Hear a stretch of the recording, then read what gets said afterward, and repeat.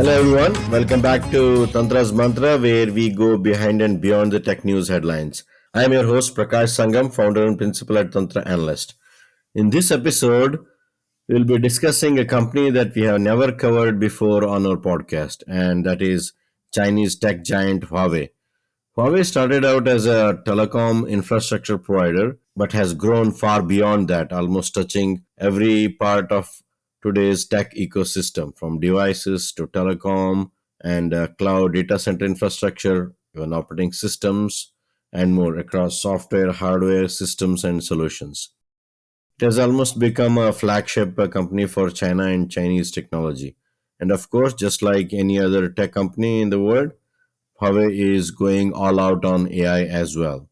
But unlike its Western counterparts, Huawei has been severely limited in its access to the latest hardware, software, and infrastructure technologies, and has been completely shut off from the US and many EU markets.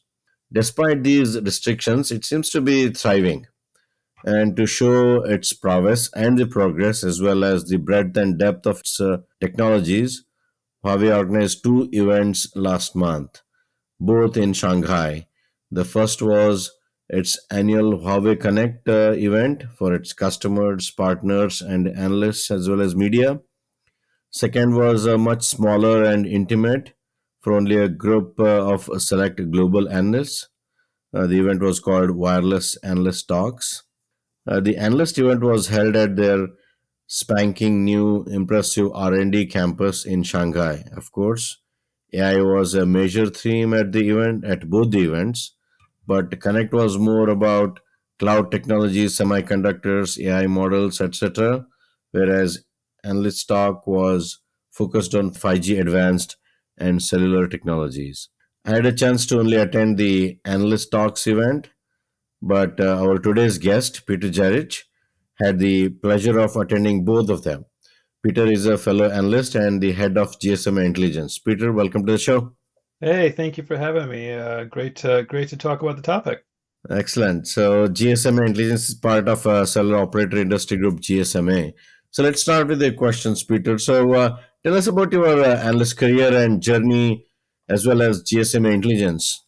Yeah. So thanks. Like I think as you hit it, you probably put it better than most folks. Cellular Operator Industry Group. So I think a lot of folks know GSMA as the people that put on MWC, but I think I appreciate the way you describe it as that it's really a member organization Sure. bringing together all the mobile operators and a lot of what any industry organization does is Mm-hmm. advocate for the industry.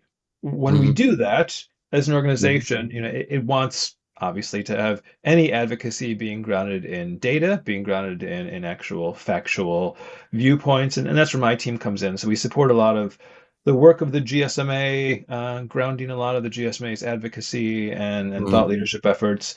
Off the Mm-hmm. back of that, we have a commercial offer because, we're developing these insights, we're developing this data, other folks in the industry can benefit from it. So we deliver consulting projects, deliver syndicated research to folks across the industry, and it's a nice mix of supporting the industry through the GSMA and also supporting it directly by working with companies. I mean, I've been an analyst for more years than I can think. I started out working with some Yeah. infrastructure startups on the platform side, on the vendor side, then moved into consulting. Mm-hmm. Really have been in the mobile side for most of the career, and it's great to have an opportunity, I think, to one, be part of a community of analysts where there's a lot of other smart folks I can talk with, like you, like all my other analyst friends. I think anecdotally, a lot of folks Mm-hmm. kind of questioned and wasn't sure what I was doing when I said, hey, at MWC, Mm-hmm. since you can oftentimes find, some space to do something on the last day, I said, hey, at MWC last day, I'm going to bring together analysts from different firms to talk about this show. They're like, well, why would you give your competitors airspace? And I'm like, because Yeah. we've all got good ideas, right? This idea that any one analyst has all of the answers is silly, and Yeah. I find it valuable by talking to other folks. And I think that's what I've enjoyed most about the industry. And as we all scratch our head to figure out where the analyst community goes in an age of AI, I think it's those insights and those conversations that will be invaluable. So thanks for having me be part of this one. Excellent. Great to have you here as well. So, Huawei, right? So, we'll talk in depth about both the shows. Let's start with the first one, the one you attended, Huawei Connect, Yeah, so which was much larger with much wider reach. So, what were some of your initial impressions, overall impressions, and takeaways? yeah, Huawei Connect is an event that this was my first time going, and Mm-hmm. I'd always wanted to, but hadn't found the time. And it's really more of their enterprise focused event. Yeah. And we had done some work with Huawei earlier in the year they supported some work that we were doing around energy efficiency, and then we supported a digitalization index that they do, contributing some of our data to an index they do. Mm-hmm. And so we were there to support them on that. But I think being there was, Yeah. you hit it so much. The topic of the day is Mm-hmm. AI, seeing how they're positioning themselves around AI, Mm-hmm. how they are, as they would put it, taking the fight to NVIDIA, but then also seeing sort of Mm-hmm. how they're positioning their other technologies for different verticals. A lot of a lot of what you Mm-hmm. saw there was positioning of, hey, here's what we have for the public safety vertical or for the transport vertical, and understanding how Mm-hmm. communications technologies get really, specialized for those groups. It was interesting to see, Mm-hmm. and also for me, I mean, and I've said this all the time, I think, I head to a lot of telecoms focused events, as you might think. It's really, really useful Yeah. going to events from other industries just to understand their pain points, because as much as operators Mm-hmm. believe the B2B market is an opportunity, unless you sort of see what those folks care about, it doesn't matter. And so, yeah, it was a good opportunity to see what different verticals are looking at and how Huawei is positioning itself to them. And of course, we're going to dig into the AI topic, I know. Yeah, of course, and Huawei is kind of unique that it basically grew from a telecom player to a larger tech player, right? In AI, for example, unlike others who came from software background. Yeah, Yeah, I think we know them from, to your point, I think we know them from the telecom side of yeah, things. The enterprise side, the consumer side hadn't been yeah, huge, but they've been growing that to the point where, they're now, particularly in yeah, China, a credible player in that yeah, space. indeed. So, and with so much of constraints, they don't have access to the fastest AI hardware, and they don't have access to the latest fabs for their chipsets, and then lack of access to very large markets like US and parts of Europe. But they're still doing okay, right? That has slowed them down a little bit, but it has not stopped them. Yeah, and I think so. So we'll take this in two directions. I think generally, Yeah, as a company, right, and you can talk about the inability to sell into specific markets and actions from the U.S., et cetera. yeah, I remember mm-hmm. it was when they had their analyst event last year. It was a global analyst, much bigger than the one that they held this year. Correct. Yeah, And we were having a meeting with some folks there, and we went into one of the cafeterias. mm-hmm. And one of the guys on my team like pointed to a picture on the wall. He said, That's the picture." And I was like, "What?" And he said, "You don't know about this." It was a picture of Mm-hmm. it was a World War II airplane that was shot. It looked like it was about to fall out of the sky. And he said, Uh-huh. it's a story of this plane that was essentially shot full of holes, but still managed to survive and land and went on. And he said, this has become a bit of a, apocryphal internal story of that's who they are, right? Of you can attack them, but they're gonna take the attacks, and they're gonna survive. Yeah, And you sort of saw this focus of, we can weather this storm. correct. And I think obviously with the size of the Chinese market, Yeah, that is helpful. yeah, With a push on markets, outside of Europe, outside of the US, mm-hmm. you've got a lot of MENA, you've got a lot of sub-Saharan Africa, Mm-hmm. you've got a lot of LATAM. They have survived. Yeah, On the AI front, you make some interesting points. And what I think I was particularly surprised about mm-hmm. was, they kind of acknowledged this, right? If you went to Huawei Connect, they acknowledged and said, look, we get it, right? We're behind because we haven't had access to the best solutions. We haven't had access to the best chipsets.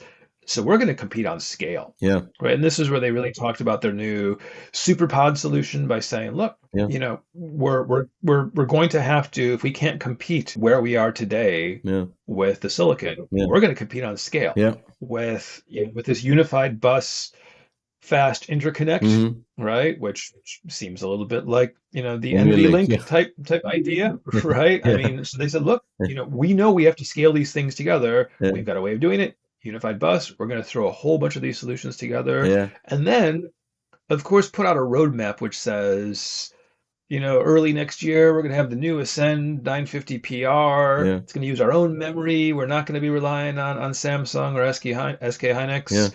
Then we'll have the 950 DT later in 2026, and then the 960, and maybe in 2028. So I mean, beyond this whole idea of we're going to scale things, they obviously were talking about improving where they are on the silicon level. Yeah. We know they've had some problems, exactly like you said, Yeah. right? In terms of producing some of these things at, increasingly complicated, I think they're even having troubles at the 5 nanometer level Yeah. with some of their chips. So clearly it's not easy for them, Yeah. but I think they acknowledge that they're not there now. Mm-hmm. We're going to do this by stringing these things together. And the number of people who are taking pictures with this giant, set of servers connected to each other, Yeah. it was hilarious, right? You go on the trade show floor and there was this giant super pod, and everyone's like, hey, let me take a picture next to it. Yeah. But it really is sort of a point of pride of, look, here's how we're going to compete. We're going to string a whole bunch of these things together. Yeah. We're going to interconnect them, and we're going to try and get better on the chipset side over the next 3 years.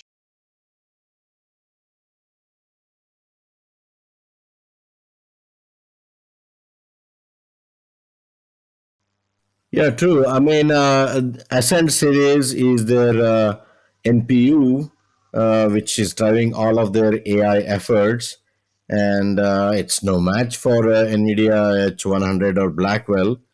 And it still uses older 7 nanometer node from SMIC, but still packs good enough punch to keep them going, right? So they are able to, as you mentioned, put more of them together than otherwise, but still able to run large models and so on, right? So it is not really stopping them from what they want to do, although slowing them down a little bit. Right, and they'll admit that, right? And that's why they're stringing things together in the super pod, and that's why they're talking about their roadmap, right? The roadmap which continues into 2028. But then even there, right?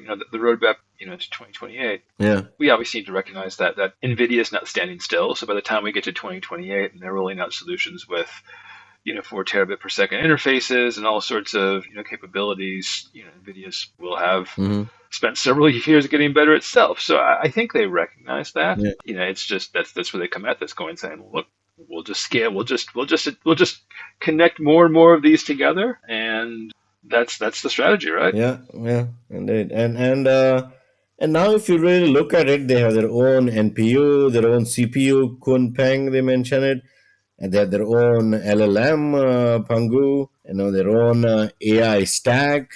And if you look at larger China ecosystem itself, they have software giants, Alibaba, Baidu, Tencent, also making big strides in AI. With DeepSeek, kind of shaking the market altogether. So they kind of have a parallel tech and, more importantly, AI ecosystem and economy, don't they? Yeah, I think that's fair. I mean, it's we know that circa 2025, Yeah. every country and every region is focused on this Yeah. tech sovereignty, AI sovereignty. Yeah. Obviously, you see this, from Huawei to your point, NPU, CPU. They focused a lot on their developer community. I just came off of last week being at IMC, India Mobile Congress, where there was a lot of focus on Hmm. self-reliance, made in India. Yeah. You see the efforts being put in Europe to develop the European Yeah. AI community, and I think you see this, across the board. Yeah. Obviously, the thing that China has, which a lot of other places don't, is scale, Yeah. right? Is the scale, and the scale is one market, right? Yeah. One market which can say, hey, here's what we're going to do, and here's how we're going to do it. Yeah. But, Hmm. and I think this was something that we saw ahead of Huawei Connect, but you really saw it reflected there, and Hmm. not surprising, the country's leading tech supplier is going to be in line with what we've heard before. But you saw this at I think the big international AI conference that was in China earlier in the year. This focus on being open, Hmm. saying, hey, we need to collaborate across the world, across different markets. We definitely need to be open, Hmm. and sort of setting themselves up in some ways as, I think, different than other geographies. But you saw that definitely that the number of times they talked about open. Hey, we've got this new. Yes, we're talking about doing SuperPod thanks to this new unified bus that we have, but it's going to be open. It's going to be an open protocol, Yeah. and one of the few external industry, they had external speakers in the keynotes talking about, use cases and partners, but one of the few that was a technology partner. Mm-hmm. You had this focus coming from Linux Forum, right? Mm-hmm. I mean, you've got, look, hey, it was, we're here, we're going to be talking about what we're doing in terms of open, Yeah.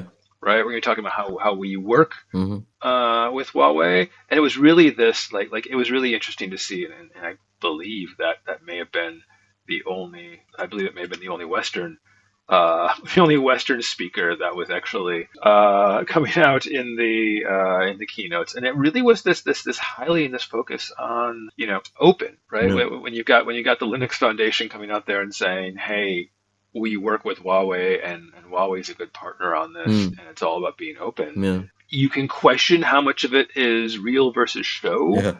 but they really obviously wanted to make a point of it.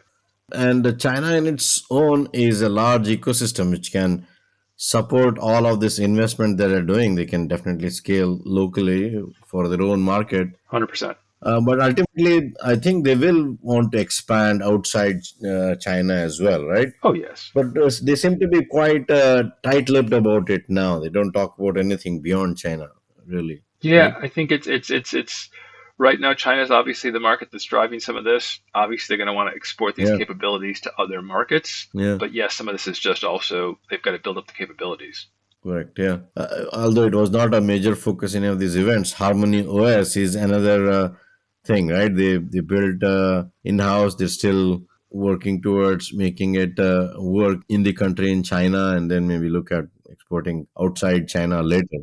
Yeah, and I would say, and I would say yes and no to your point about it not being a major focus. So it definitely wasn't a major focus at the analyst event Yeah, because it was more on networks. yeah. But definitely at Huawei Connect, Okay. that they did talk about Harmony. They talked about the success they've had in getting developers, about the number of devices, about the way it's going to evolve. Mm-hmm. And I think that was another one of those real pride points of yes, we have constraints about us, but here's how we can continue to develop. And so you saw really their expectations of how they can take this forward. Yeah, And again, it goes more to that point of open, yeah. right? Of how they're going to work with developers. So it really fits part of that same story. Yeah, indeed. And this developing of this parallel ecosystem, how much of that flows into telecom, right? And when we move from the Huawei Connect to the Analyst Talks event, which was primarily about the cellular infrastructure business that they have, and we look towards 5G advance now and 6G in the future, since they have this parallel universe of their own tech ecosystem, does that indicate there might be a fork in the standards and such that they've been talked about for a very long time, right? Because it's such a separate ecosystem. But so far, they seem to be very aligned with 3GPP and clearly following it, right? Particularly whenever we get to a new generation of technologies, 4G to 5G, 5G to 6G, there's concerns there, but no indication at all. And I think going back to that point, Yeah, right? Again, such a major focus on open, correct. such a major focus on working with other Yeah, folks. No indications, no clear interest. That would you know, not at all align with anything they're saying in terms of going their own route, right? yeah, And there's no need, right? You've seen yeah. the success they've had in mobile, which is highly standards based, right? Hmm.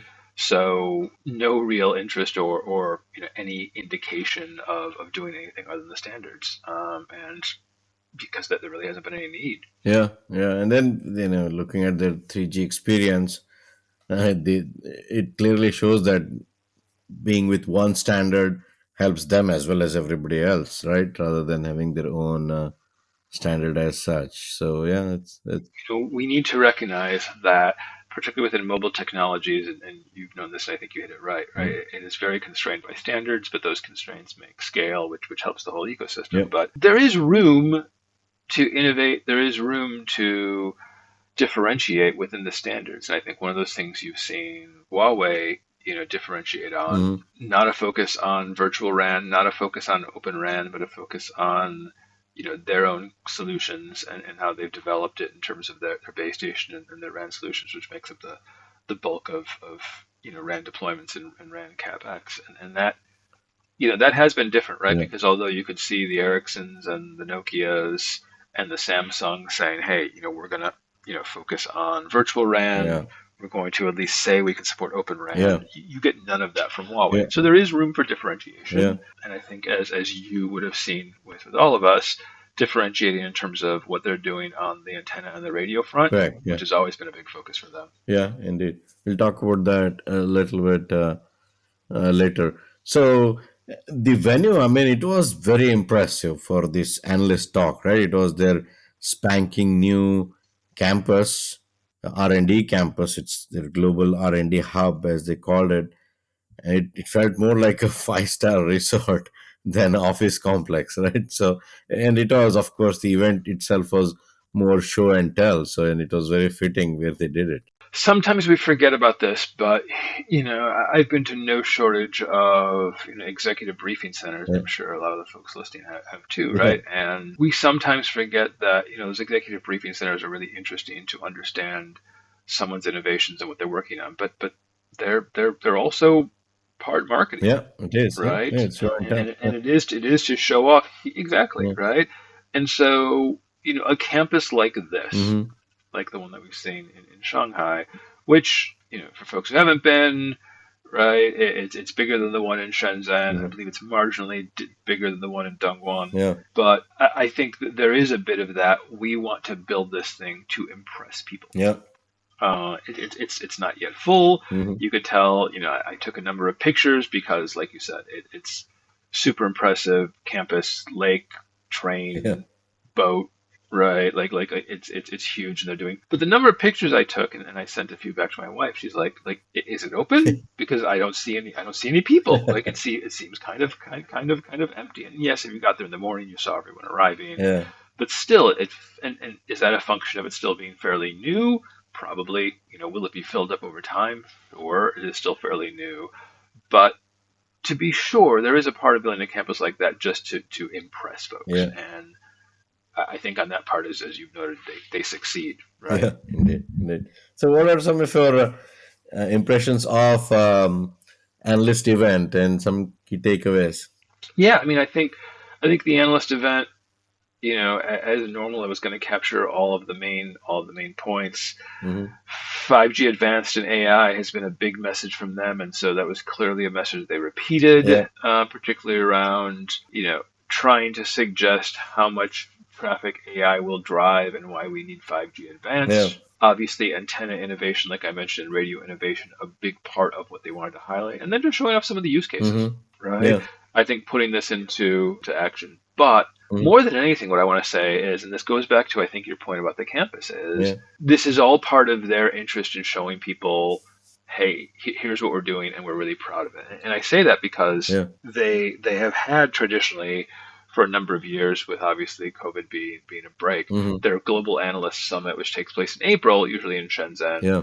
and they didn't this year, and then they pulled back on that. They pulled back on the mobile broadband Yeah. forum. They used to do one big mobile broadband forum, and now they've kind of distributed it. Mm-hmm. But they still decided that, hey, we're going to do a smaller analyst summit just focused on wireless. Yeah. And I think that points to the fact that they have a message they want to tell. They have a message that they want to get out there. They have some innovations they think they want the world to know Yeah. about, and this is part of that, right? Yeah, indeed. And as you mentioned, 5G Advanced was the main message. And also, wanted to kind of the contrast how far ahead Chinese operators are in commercializing 5G Advanced, whereas with, other operators in US and Europe are still talking about there's some progress, but I think they are a little bit ahead than these operators. And 5G advanced, I think it's kind of a bastardized word in my view. Everybody has their own definition of what it is, right? So T-Mobile calls it 5G SA, and RedCap and carrier aggregation is 5G advanced, and Huawei has its own definition, and the Chinese operators, it's mostly 1 Gbps or higher speeds, carrier aggregation, and capacity and such, right? So, yeah, I agree. It was basically they wanted to contrast a little bit on how they have been working on it, and they've implemented many of the things already and commercialized it. It's a great point, and I mean, you're a tech guy, so you know Yeah, this, right? But 5G Advanced, 5G, 4G, all of them, they're marketing yeah, terms, yeah, right? I mean, it is not, they're set out by yeah, standards. Yes, the 3GPP sets out standards. The ITU sets out yeah, here's what it takes to be IMT 2000 or IMT yeah. 2020 or Advanced. Yeah, take your pick. yeah, But the 3Gs and the 4Gs themselves are just yeah, terms that yes nominally mean it's nominally what we mean by IM 2000, IMT advanced, IM whatever, yeah, right? But I think within those, right, if we link that and say, okay, this particular set of standards equates to 3G, equates to 4G, equates to 5G, mm-hmm, IMT, whatever. mm-hmm, The standards aren't just one big, it's not just a big switch where you do it all at once, yeah, right? They include multiple different specifications, multiple different parts. yeah, And so it is 100% mm-hmm, fair for an operator to say, well, I deployed part of yeah, this, and so I've deployed a 5G advanced technology, and so hey, I'm going to claim this as 5G advanced, right? yeah, It's not necessarily great from a customer clarity standpoint, yeah, but if I've got a bunch of shareholders that want to say, hey, what are you doing? I'm going to say, well, look, I've deployed part of this. And then it is also a question of what part of that does the consumer want. I think to your point, in some cases, we see a lot of folks talking about carrier aggregation. Well, uplink carrier aggregation has been one of the big parts of 5G Advanced that a lot of operators care about, yeah, right? The weird thing is you don't necessarily even need standalone to do that. And so you could have an operator yeah, that has 5G Advanced without standalone. yeah, yeah, In what world is that sane? Not many, right? But it's technically yeah, correct, right? And so I think that is fair. It's just ultimately though, it is a question of what you're delivering. yeah, And if it's the added capacity, it's the uplink, great. If it's RedCap, then great. Obviously, we know most operators are not deploying 5G Advanced without having SA. They see the value, obviously, of having those two things together. And since a big part of 5G Advanced yeah, is RedCap, which does require SA, yeah, then they're going to be doing that. yeah, But I think it's hard to come down too hard on any operator and say, well, you're kind of confusing people with where we are with 5G Advanced because it really just depends on the use case. yeah, yeah. I mean, and also, I don't think people kind of stop caring about what you call it and more focus on the user experience they are getting, right? Because it's 100%, so many 100%. confusing different terms nowadays. Yeah. So, and in terms of 5G Advanced, the use cases that they showed and actually illustrated, many are commercialized. It's more still about speeds and feeds, right? It's more capacity. I mean, of course, focus on the uplink carrier aggregation. They showed how you could get Gbps as an average user speed and many of these network and so on, right? So it looks like for them, 5G Advance is faster 5G, don't you think? Yeah, I think that's a big part of the story. Yeah, And to be fair, yeah, faster is, regardless of what some folks say in terms of where data rates are going, that we're still seeing the increases. I think we've seen the numbers out of the US where there was, a 30 some percent increase last year in data yeah. usage. That's 30%, 7% on a big number, Hmm, right? Because hmm. compound interest, Yeah, every year it gets bigger. yeah, So there is a value there. I'd say I think there were some other things, right? So if you looked at it, there was a little bit more focus on determinism. yeah, We've been talking about determinism for a while, but that's critical. yeah. There was, I mean, it's also, I think, a function of what's easy to show in a demo. It's easy to show big numbers. It's Right. easy to show, hey, fast downloads. Yeah, It's a little bit more complex to show off demo around something like passive IoT, but there were some, and I think that was compelling, yeah. right? Some of the stuff that they're doing with passive Can IoT be. Yeah, positioning. I think a lot of stuff around positioning is being pushed towards 6G with ISAC, yeah. but there was some focus on 5G advanced and what you can do with 5G advanced in terms of positioning. And so I think you're right. The headlines sometimes are focused on that, those big data rates, but there were a few other things. Mm. And this URLLC and others, they talked about it. I wish they had showed a few more actual commercial use cases on it, but that was more limited to industrial private networks, if you will. They had this ice and snow economy and such. There they showed they utilized many of these things on a private network scenario. Considering that China is one of the most industrialized economies, and they are using these very advanced, if you will, 5G techniques like URLLC on private networks, I think that kinds of foretells how it will be utilized elsewhere as well, right? They will not be probably deployed on a large public network on a countrywide basis. They will more be focused private network deployments. What do you think? Well, I think it's one of the areas where they definitely could have done better because there are some good examples of URLC, particularly around slicing, Yeah. right? Slices to deliver those capabilities Mm-hmm. on public networks. Mm-hmm. They've got some examples I know in China. Mm-hmm. A lot of times they're just talking about them being delivered via VPN, but still Yeah. they have some examples. There are increasing examples as SA gets out there Yeah. from other areas, right? You've got this in the U.S. with T-Mobile and Yeah. T-Priority. There's some good examples from Telefonica around public safety, and that's a really good opportunity to connect things with what industries need, Mm-hmm. right? Mm-hmm. Because I think you're 100% right, and that kind of comes back to some of the stuff with Huawei Connect. Great demo at Huawei Connect about what they could do with public safety and resilience, and sticking a small base station and core Yeah. into a drone, Yeah. and using that drone for Disaster resilient situations. communications. Yeah. Yeah, that's pretty cool. But you're also, to your point, I think you're right. There is a value in showing how this can be done over a mobile network as well Yeah. and a public network. And I think they didn't really do a great job of showing off some of those use cases, which are important. Yeah.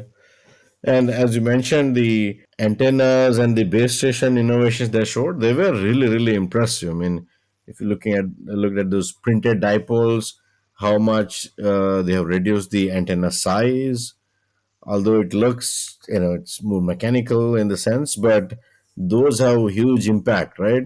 And the lower band MIMO and such, I think those were very impressive demonstrations, not live, but in what they were able to do in terms of making the antenna and the base station sizes smaller and lighter and so on. Those were real improvements that operators will definitely utilize. Another good example of something that it's not always easy to demo in an exciting way, Yeah, right? You yeah, see a box, it's another box, it's another box. yeah, Maybe this box is taller, this one's shorter, this one's thicker, this one's thinner. yeah.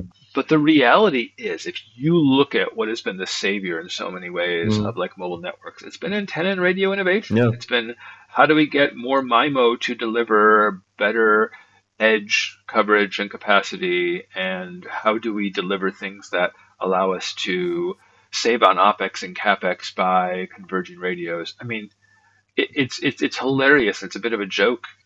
It's a joke for me. That's not it's not a joke. This is very very real. yeah, But if you look every generation when there's a new spectrum band opening, yeah, the story has been the same, and you've heard this, I'm yeah, sure, for years, which is don't worry.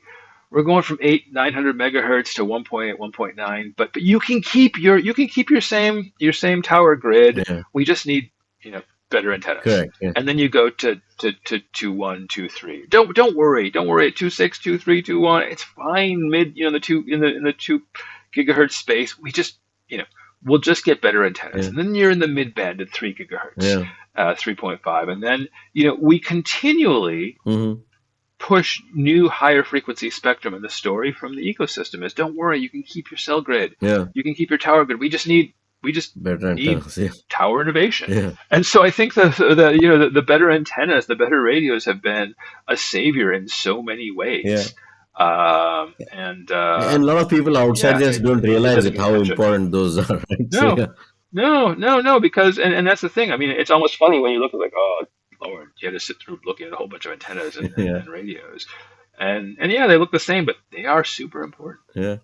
Right. So, looking at the AI role of AI on cell networks, they had this vision of intent based, fully automated networks and such, which I think is in line with most other vendors and operators are saying. So I think that's good.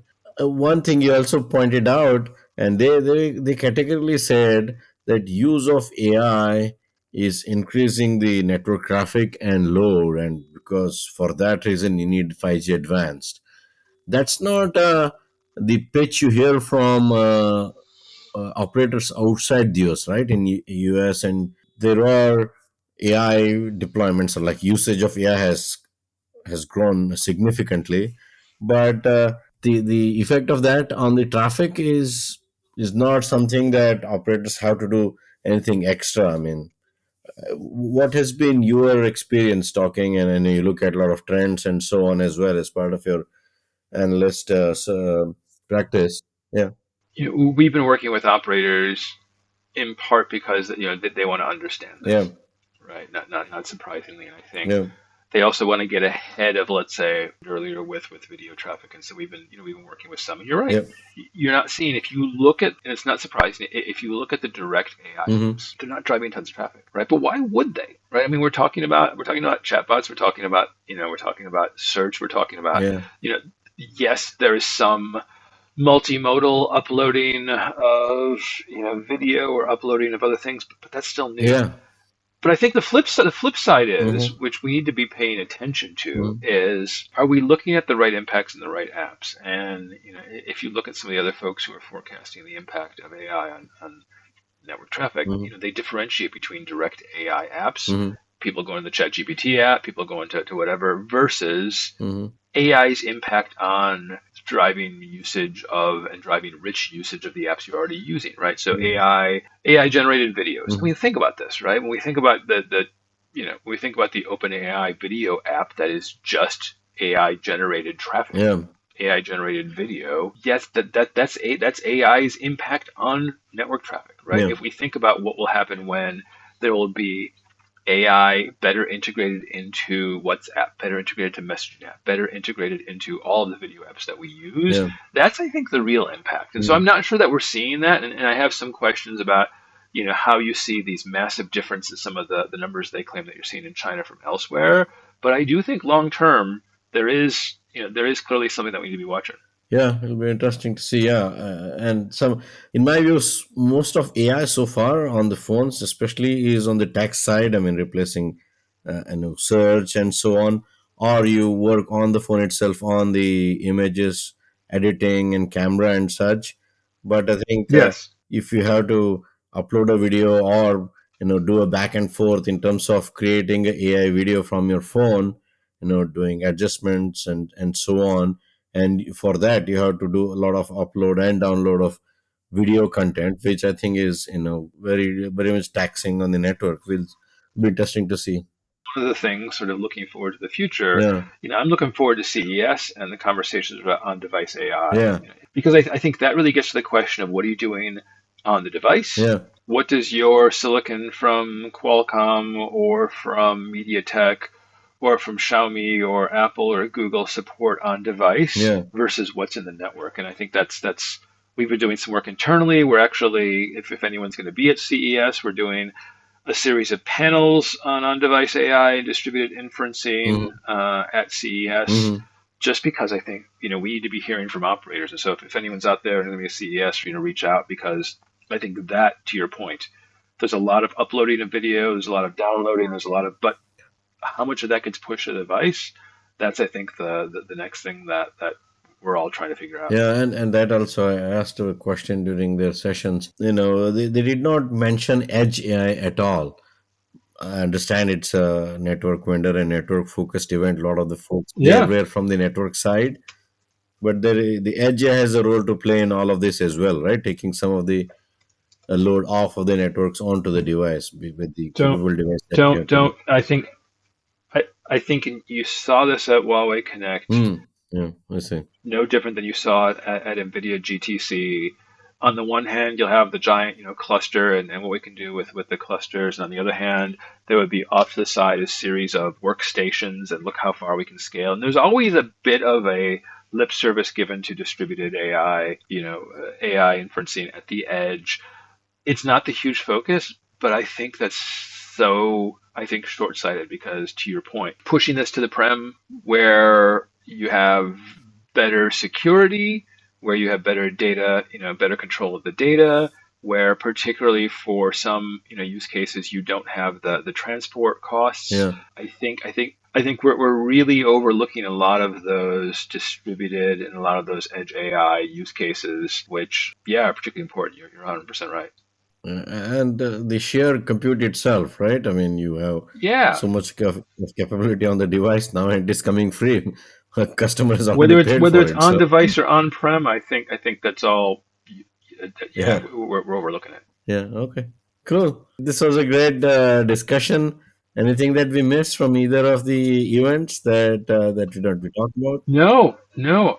I think there's always so much. It's like drinking from a fire hose at these. But I think no. Other than thank you very much for taking time to discuss it because it was a good few days spent. Yeah, indeed. Yeah, I agreed. So, especially they're taking to these actual operators and then doing show and tell rather than just presentations, killing web presentations or simple live demos. I think that was pretty valuable in my view in many of these events. Yeah. Agreed, 100%. Agreed. All right, Peter. That was a great discussion. Thank you very much for all the insights and of course for coming over to the show. Thank you. Appreciate it. All right, folks, that's all we have for now. Hope you found this discussion informative and useful. If so, please hit like and subscribe to the podcast on whatever platform you're listening this on. I'll be back soon with another episode putting light on another interesting tech subject. Bye bye for now.